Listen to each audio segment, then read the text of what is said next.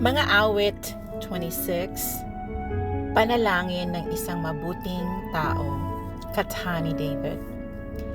Ipahayag mo ako, Yahweh, na walang sala, pagkat ako'y matuwid at sa iyo'y lubos na umaasa.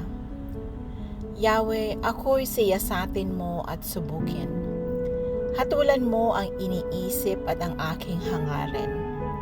Pag-ibig mong wagas ang aking patnubay.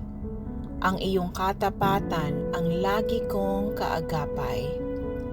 Di ako nakikisama sa walang kwentang tao.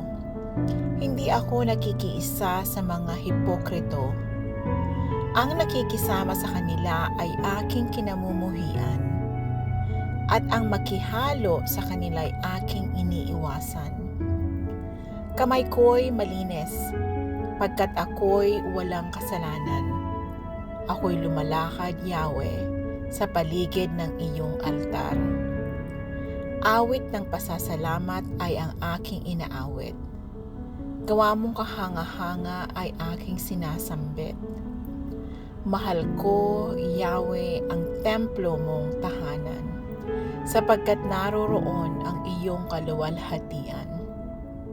Sa parusa ng masasama, huwag mo akong idamay.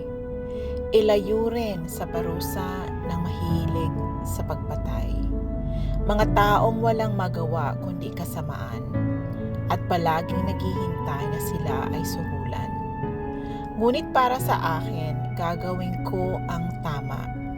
Kaya iligtas mo ako at sa akin ay maawa. Ako ay ligtas sa lahat ng kapahamakan. Pupurihin ko si Yahweh sa gitna ng kapulungan. Amen.